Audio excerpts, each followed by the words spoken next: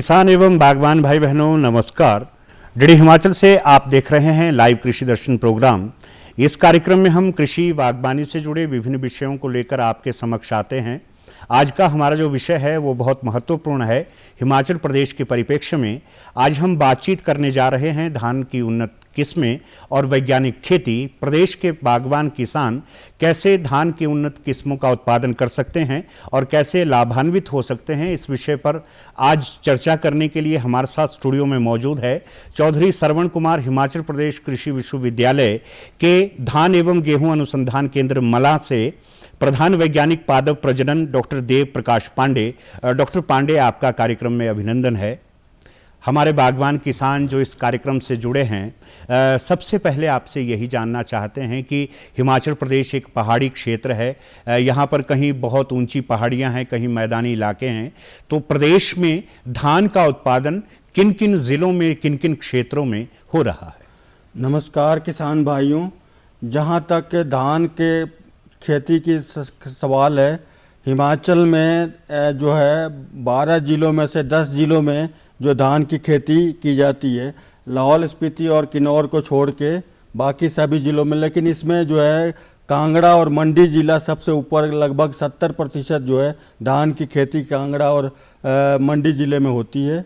और ये जो खरीफ की जो धान सबसे महत्वपूर्ण खाद्यान्न फसल है और इसमें जो इसके उत्पादन हिमाचल में जो देश के औसत उत्पादन से कम है, उसके कारण है कि सही समय पे किसानों को उत्तम किस्म के बीजों का ना मिलना, बरानी खेती और जैसे कि धान की खेती जो बारिश पे निर्भर करना, कुल वगैरह का सिंचाई का साधन नहीं होना, नलकूप का साधन नहीं होना और प्रति यूनिट जो है कम पौधों का होना, बीमारी और कीड़ों का प्रकोप, जिसके वजह से धान की पैदावार कम होती है। और उन्नत किस्म के बीजों का जो प्रयोग करें, जो धान और गेहूं अनुसंधान केंद्र मलाह से विकसित की गई है, तो किसान भाई अपने धान की फसल का भरपूर पैदावार ले सकते हैं। हिमाचल प्रदेश के किसान आपसे ये भी जानना चाहते हैं कि ऐसी कौन कौन सी धान की किस्में हैं जिनका सफलतापूर्वक प्रदेश के किसान उत्पादन कर सकते हैं और लगभग कितना क्षेत्रफल है प्रदेश में जिसमें धान का उत्पादन किसान कर रहे हैं? हिमाचल प्रदेश में लगभग 75,000 हेक्टेयर के करीब एरिया है और इसका जो उत्पादन है वो लगभग जो 21 क्विंटल अभी जो है 21 क्विंटल प्रति हेक्टेयर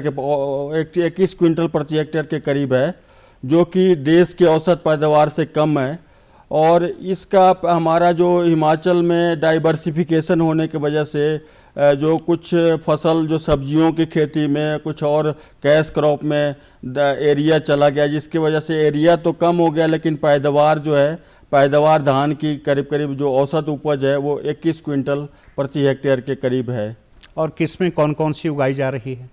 धान की 3-4 तरह की किस्में हैं। एक तो सीधी बिजाई वाली बरानी खेती के लिए, जिसकी पनीरी नहीं दी जाती है और उसको सीधे जो जैसे कनक की बिजाई करते हैं, सीधे बिजाई करते हैं, जहाँ पे पानी की सुविधा कम हो और बारिश पे निर्भर हो, उस तरह की किस्में हैं। उस तरह की किस्में में जो है हमारा HPR 1156, HPR 2656, HPR 2795 और VL 221 से 4 किस्में हैं जिनकी हम सीधी बिजाई कर सकते हैं। और ये जो VL 221 किस्म है ये बहुत ही कम समय में तैयार हो जाती है और जिन क्षेत्रों में जैसे कांगड़ा के क्षेत्रों में आलू की खेती की जाती है तो ये जो है VL 221 किस्म जो है जल्दी तैयार हो जाती है, जिससे कि आलू लगाने के लिए, आलू की खेती करने के लिए खेत जल्दी खाली हो जाता है। और इसके अलावा जो ये आई जो सीधी कणक की तरह सीधी बिजाई करते हैं, लेकिन जो इसमें एक ये है कि सीधी बिजाई के लिए जो बीज की मात्रा जो है आप प्रति कनाल या प्रति बीघा, प्रति कनाल जो है 4-5 किलो एक कनाल में चाहिए, बीघे में 8-10 किलो चाहिए बीज की मात्रा। और जब हम जो पनीरी लगा के जो धान की बिजाई करते हैं उसमें बीज की मात्रा हमें कम चाहिए, जैसे कि एक कनाल के लिए 1 किलो या 1 बीघे के लिए 2 किलो बीज की मात्रा। अब जैसे कि हिमाचल में हाइब्रिड भी कांगड़ा और मंडी जिले में हाइब्रिड धान, संकर धान की किस्मों की खेती होती है, तो उसमें जो है बीज की मात्रा भी महत्वपूर्ण है, क्योंकि जो हाइब्रिड बीज का जो कीमत है वो 300 रुपये प्रति किलो के हिसाब से है, तो बीज की मात्रा भी ज़रूरी है। और जो पनीरी दे के उगाए जाने वाली किस्में उसमें भी 2-3 तरह की किस्में हैं, जैसे कि लाल धान की किस्में हैं, इसके अलावा बासमती की किस्में हैं, इसके अलावा परमल की किस्में हैं। तो सबसे पहले मैं बात करूंगा परमल धान की किस्मों की। इसमें जो हिमाचल में जो 2 किस्में ज़्यादा प्रचलित है, एक है HPR 1068 1068 और HPR 2143 किस्में, ये दोनों ही परमल की अच्छी किस्म है। और तीसरी जो नई किस्म है HPR 2880 जो है, ये किस्म परमल की किस्म है।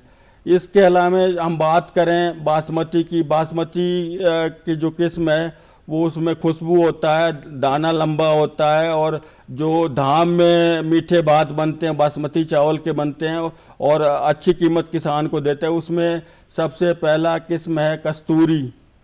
इस किस्म में थोड़ा सा ये है कि इसमें जो है ना मूछें होती है, धान के उसमें मूछें होती है, जो कि थ्रेसिंग में थोड़ी प्रॉब्लम करता है और ये इसके दाने लंबे हैं।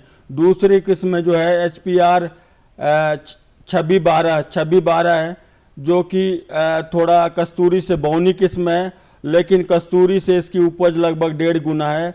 कस्तूरी की उपज 25 से 30 क्विंटल प्रति हेक्टेयर होती है और जैसे कि कनाल में लगभग 1-1.25 क्विंटल। और जो ये जो 2612 है, ये इसकी उपज जो है कनाल में लगभग 1.5-2 क्विंटल, मतलब ये 40 से 45 क्विंटल प्रति हेक्टेयर के करीब इसकी पैदावार होती है। और तीसरी कैटेगरी में, चौथी कैटेगरी में हम बात करें जैसे कि लाल धान की भी दो तरह की है। एक तो इसमें इंडिका है और दूसरा जपोनिका है। जो जपोनिका है वो थोड़ा सा दाने मोटे होते हैं और उसके दाने झाड़ने में ज़रा हार्ड होते हैं और साथ में जो इकट्ठा भात बनाने के बाद इकट्ठा होता है, क्योंकि इसमें माइलोज कंटेंट जो है 20 से कम होता है। लेकिन हिमाचल के कुछ क्षेत्रों में जो जपोनिका धान को उगाते हैं लोग और उसकी जो है लोगों में लोकप्रियता भी है, जैसे शिमला का रोडू एरिया, शिमला, चंबा और कुल्लू ज़िले में ये जपोनिका धान की किस्में उगाई जाती है। बाकी जो हिमाचल के अन्य भागों में इंडिका किस्में, तो इंडिका किस्म की हमारे जो धान एवं गेहूं अनुसंधान केंद्र मलाह से 2 किस्में विकसित हुई है। एक तो HPR 2720 है, जो कि पनीरी दे के बिजाई करने के लिए उपयुक्त है, और दूसरी किस्म जो है HPR 2795 लाल धान की किस्म है, जो कि जैसे बरानी किस्म, जैसे कि बिना पनीरी दिए हम कनक की तरह सीधी बुआई भी कर सकते हैं। इन जो 2 किस्मों में जो या इंडिका में या जपोनिका में जो लाल जो धान है, इसमें जो है लोहा, जस्ता, मैग्नीज, एंटीऑक्सीडेंट जो सूक्ष्म तत्व हैं वो ज़्यादा मात्रा में होते हैं। जैसे हमें जो लोहे की टैबलेट खानी पड़ती है, गोलियां खानी पड़ती है, अगर हम लाल धान का सेवन करें तो हमें जो सूक्ष्म तत्व जैसे कि लोहा, जस्ता, मैग्नीज, एंटीऑक्सीडेंट, विटामिन, इनकी कमी जो है वो हमें चावल खाने से हमें जो रोज़ आहार लेते हैं उससे पूरा हो जाएगा। और एक बात और जो जपोनिका में बताऊं, जो ये शिमला जिला के रोडू के पास एक पेजा गांव है, उस एरिए में जो है वहाँ पे लोग चौहाटू एक किस्म है जपोनिका राइस की, वो लगाते हैं। और ये जो चौहाटू किस्म है 2013 में PBFR दिल्ली में जो है ये रजिस्टर्ड हुआ, और 1-2 साल पहले इस चौहाटू किस्म के उगाने के लिए 10 लाख रुपए जो एक कम्युनिटी अवार्ड जो है पेजा गांव के लोगों को दिया गया। वही जो PBFR न्यू दिल्ली से 10 लाख रुपए का अवार्ड दिया गया, जो कि एक कम्युनिटी को अवार्ड है, जिससे कि इससे कि कोई पैकिंग या कोई और इंफ्रास्ट्रक्चर इससे क्रिएट कर सकते हैं, किसी एक अकेले आदमी को नहीं दिया जाता है।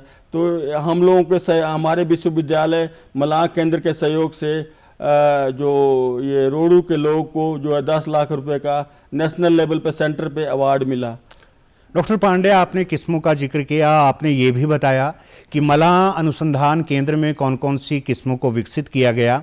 दर्शकों, कृषि दर्शन कार्यक्रम में आज हम बातचीत कर रहे हैं धान की उन्नत किस्में एवं वैज्ञानिक खेती। इस विषय पर चर्चा करने के लिए आज हमारे साथ मौजूद है धान एवं गेहूं अनुसंधान केंद्र मलाह के प्रधान वैज्ञानिक डॉक्टर देव प्रकाश पांडे। डॉक्टर पांडे, किसान एवं बागवान आजकल प्राकृतिक खेती की तरफ अग्रसर हो रहे हैं।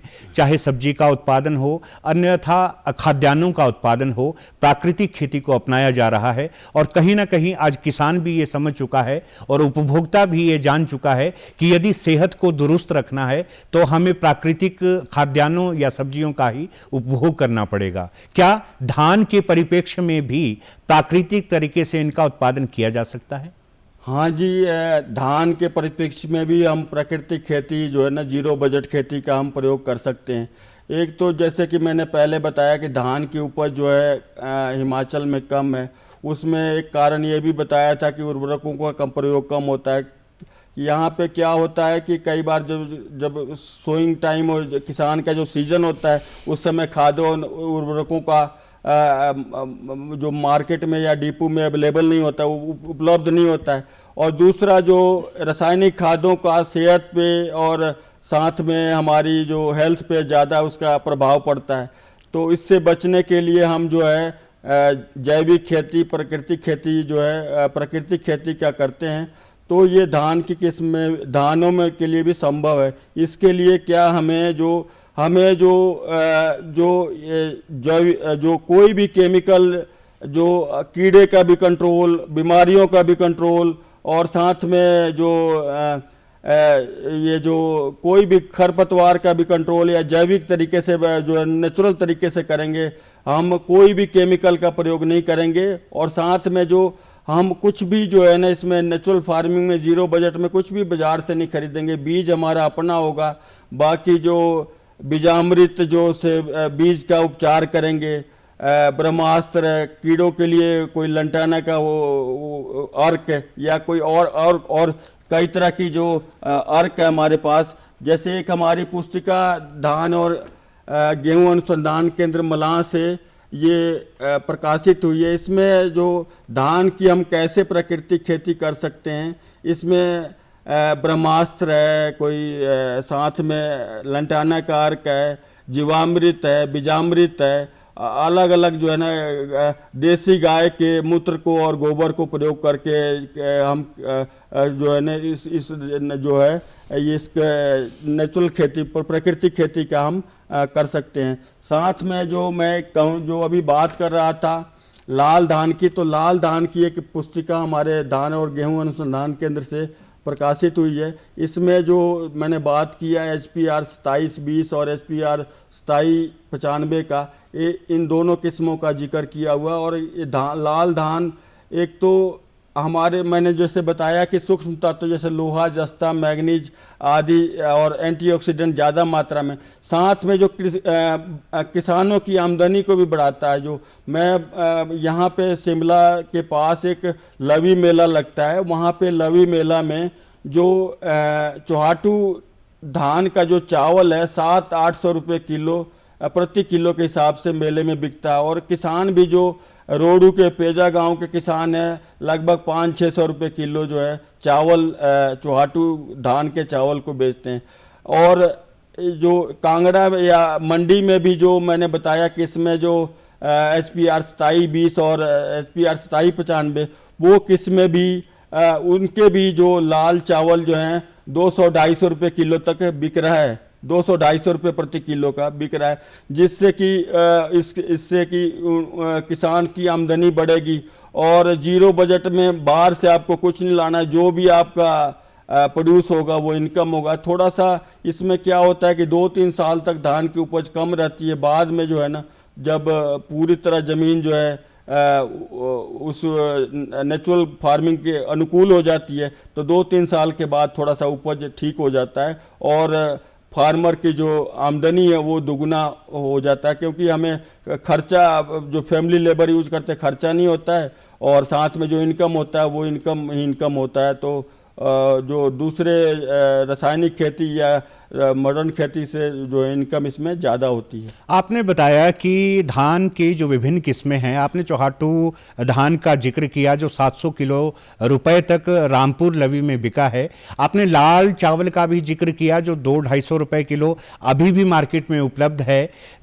लेकिन हमारे जो किसान बागवान है आपसे ये भी जानना चाहते हैं कि एक तो हमारे किसान उत्पादन करते हैं अपने खाने के लिए जो वर्ष भर उनके चावल लगता है, लेकिन यदि कोई किसान बीज उत्पादन करना चाहे तो क्या ये हिमाचल प्रदेश में संभव है? जैसे मैंने बताया कि लाल धान उगाने से, चावल बेचने से उनको इनकम ज़्यादा होगी, तो बीज उत्पादन से भी किसान की आमदनी बढ़ेगी। जैसे कि बीज के 4 स्तर हैं उत्पादन के। एक होता है न्यूक्लियस, दूसरा होता है ब्रीडर सीड, तीसरा होता है फाउंडेशन सीड और चौथा होता है सर्टिफाइड सीड। तो किसान जो है सर्टिफाइड सीड और सर्टिफाइड सीड प्रोड्यूस कर सकता है, लेकिन उसको कृषि विभाग से उसका बीज का जो है रजिस्ट्रेशन कराना पड़ेगा, और कृषि विभाग के अधिकारी जो समय समय पर आकर उसका निरीक्षण करेंगे और उसको सर्टिफाई करेंगे कि वो बीज के लिए उपयुक्त है। और उसका थोड़ा सा नाम मात्र नॉमिनल जो है चार्ज लगता है रजिस्ट्रेशन का, और जो खाने का चावल या धान बिकेगा उससे बीज का जो रेट जो है ज़्यादा मिलेगा किसान को, उससे उसकी आमदनी बढ़ेगी। तो ये जैसे कि मैं बता रहा हूँ कि ये जो किसान अपनी आमदनी बढ़ाने के लिए बीज उत्पादन करें और साथ में जैसे लाल चावल का करें। इवन जो ये बासमती धान का भी जो चावल है वो महंगा बिकता है। बासमती जो हमारा कस्तूरी किस्म है, जो HPR 2612 है, वो किस्म से भी जो आमदनी अपनी बढ़ा सकते हैं। जिस समय हमारे किसान अपने खेतों में धान की उपज ले रहे होते हैं या धान का उत्पादन कर रहे होते हैं, उस समय कई बार रोगों का आक्रमण भी धान के ऊपर हो जाता है, कीट भी धान को प्रभावित करते हैं। ऐसे कौन कौन से मुख्य रोग है, मुख्य कीट है जो धान की फसल को प्रभावित करते हैं? हिमाचल में धान के 2 मुख्य बीमारी है। धान की 2 मुख्य बीमारी है। एक तो ब्लास्ट है, झुलसा रोग, ब्लास्ट करके नाम से जानते हैं। ये ब्लास्ट 2 तरह का होता है। एक तो पत्तों पे आता है, दूसरा जो है धब्बे, पत्ते पे धब्बे आता है। दूसरा जो है गर्दन, जो बाली के जो बाली होता है धान का, पेनिकल जो होता है उसके उस पे आता है, उसको नेक ब्लास्ट बोलते हैं। तो ये जो एक तो ब्लास्ट हुआ, और दूसरा एक खुली कंगियारी, एक जो आभासी कंगियारी उसको बोलते हैं, फास्मट। जैसे कि आजकल किसान भाई देखते हैं कि जो हाइब्रिड किस्म है या कई 1-2 देसी किस्म है जिन पे काले काले गोले बन जाते हैं। काले गोले बनने से धान की जो गुणवत्ता है वो ख़राब हो जाती है, दाने थोड़ा का रंग जो है मटमैला हो जाता है, जिससे मार्केट में सही उसका कीमत नहीं मिल पाता है। तो वो है आभासी कंगियारी। अब यह आभासी कंगियारी जो हाइब्रिड में ज़्यादा, हाइब्रिड संकर किस्मों में ज़्यादा है, और साथ 1-2 देसी किस्में उसमें भी है। तो उससे बचने के लिए जो है हमें, जब ये एक बोलते हैं बूट लीफ स्टेज, गभिया जो बोलते हैं, जब तना मोटा हो जाता है, जब तना मोटा हो जाता है बाली निकलने से पहले, निकलते हुए उस समय एक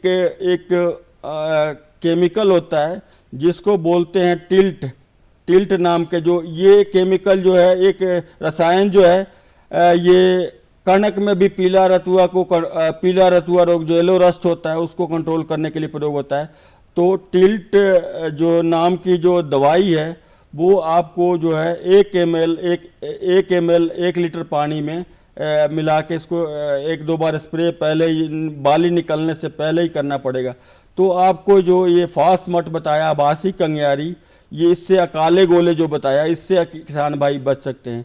दूसरी बीमारी की बात मैंने ब्लास्ट की किया, जो गलघोटू बोलते हैं, नेक ब्लास्ट या पत्तों पे, उसके लिए जो एक रसायन है बीम नाम की केमिकल है, उसको आप 2.5 ml जो है प्रति लीटर पानी में मिला के, जैसे एक पीठ वाला पंप आपका 15 लीटर का होता है तो उस हिसाब से आपको 35-40 ml जो है उसमें दवाई मिला के स्प्रे करना पड़ेगा। जब इसके पत्तों पे आए या 2-4 बालियों के ऊपर जब सिम्टम आए, जो इसके क्या होता है कि इसमें इस बीमारी में जो ब्लास्ट में क्या होता है कि जो धान की जो बाली होती है वो गर्दन टूट जाता है और उससे जो है वो आगे दाने नहीं बढ़ते हैं। एक कारण और भी है यहाँ पे थोड़ा सा कि कुछ किस्में जो यहाँ पे जो हिमाचल में जो अर्ली जल्दी पकने वाली किस्में चाहिए, कि धान के पकने के टाइम में यहाँ पे क्या होता है कि सैर के बाद अक्टूबर महीने में, सैर के बाद सितंबर महीने में जो है ये जो टेम्परेचर डाउन हो जाता है, तो जो मैदानी इलाकों की जो लंबी अवधि वाली किस्में हैं वो यहाँ पे सक्सेस नहीं हो सकती। यहाँ पे किस्में जो हैं वो 120 दिन 120 से 125 दिन में पकने वाली किस्में यहाँ, नहीं तो क्या होगा कि जब धान के पकते समय या फूल आते समय तापमान कम हो जाएगा तो उससे जो है वो जो धान की बालियां में जो उसका जो फीलिंग है वो कुछ दाने जो खाली रह जाते हैं, जिससे कि धान की उपज कम हो जाती है। तो हमें जो यहाँ पे 120 से 125 दिन में पकने वाली किस्म चाहिए और प्लेन जो मैदानी इलाकों की लंबी ड्यूरेशन की किस्में यहाँ पे नहीं चल सकती। हमारे कृषक साथी, हमारे किसान जो धान का उत्पादन वर्षों से कर रहे हैं, आपसे अनुभव ये भी लेना चाहते हैं कि खरपतवार और उर्वरकों का चयन धान की फसल में कैसे कैसे करना चाहिए, कितने समय के अंतराल के बाद उर्वरक डालना अति आवश्यक है, और खरपतवार धान के साथ बहुत पैदा हो जाते हैं, उनसे निजात कैसे किसान पाएं? किसान भाइयों को एक बात मैं बताऊं कि अगर तो आप प्राकृतिक खेती कर रहे हैं तो उसमें उर्वरकों का और जो है ना खरपतवार नाशी का प्रयोग ना करें। लेकिन जो किसान व्यावसायिक खेती करते हैं धान का, उसमें उर्वरक का प्रयोग करते हैं और साथ में खरपतवार नाशी का प्रयोग करते हैं, तो उनके लिए जो खरपतवार नाशी जो है हमारे पास 2 तरह के हैं। एक तो जैसे ही पनीरी उखाड़ के लगाते हैं, ट्रांसप्लांट रुपाई करते हैं, उसके 48 घंटे के अंदर 2 तरह की दवाई है। एक तो हमारा लिक्विड है, तरल है, बूटाक्लोर के नाम से, उसको आप जो है कोई 4 ml प्रति लीटर पानी में मिला के उसका 48 घंटे के अंदर पौधे की रुपाई के 2 दिन के अंदर आपको छिड़काव करना पड़ेगा। ये तो है प्री इमरजेंसी, जो खरपतवार निकलने से पहले ही हम छिड़काव करेंगे।